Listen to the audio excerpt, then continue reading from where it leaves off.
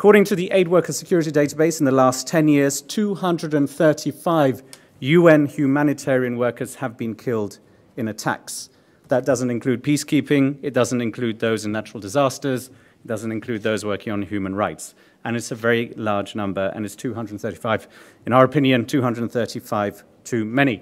Now, Peter Maurer earlier inside said that there isn't any humanitarian attack without, there isn't any humanitarian action, without humanitarian workers. And it's important and right that we honor those who die, and this ceremony here is very fitting. I think it means a lot for the families and the survivors, and it means a lot to humanitarian workers around the world.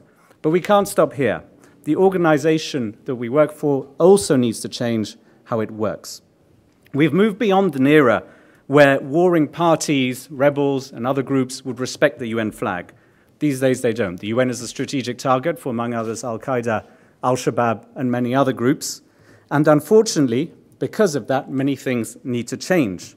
Our organization needs to do more to keep in touch with the families and with the survivors. There's a lot that needs to be done on that, as we discovered last year. It needs to put in place a policy to be able to transfer victims of attacks out of where they're working and to a safer location. At the moment, those staff who are the victims of attacks and who survive must return to the office more or less the next day and continue with their work in the same place where their colleagues died. Because of a General Assembly resolution, the UN cannot move workers out of those places into a safer location. So that needs to change as well. And I think we also need to, the organization needs to give families a fair and honest answer on why a spouse, a parent, a son, or a daughter died, who killed them, and what's going to be done about it as well. What action will be taken? And organizations, we feel, should also treat all those who die under the UN flag in the same way, whether they're staff or consultants. We shouldn't have a situation where the families of a consultant should have to pay to fly the coffin of their loved one back home. Now, there also, apart from that, needs to be a much bigger conversation. Now, Antonio Guterres said earlier that the demand for humanitarian action is on the increase, and that's going to be even more the case with the Sustainable Development Goals, as we heard earlier. And the UN is going to be playing a huge role on this in the future, whether on conflict, natural hazards, Ms. Wallström referred to, epidemics, or the consequences of economic inequality.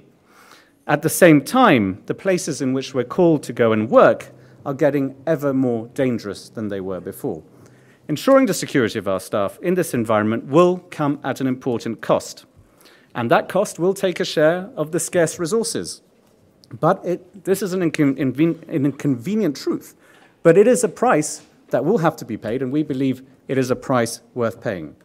And we hope that member states will have a discussion at the World Humanitarian Summit to discuss the costs of providing safety to colleagues, because we cannot send our colleagues into harm's way if we cannot afford to protect them.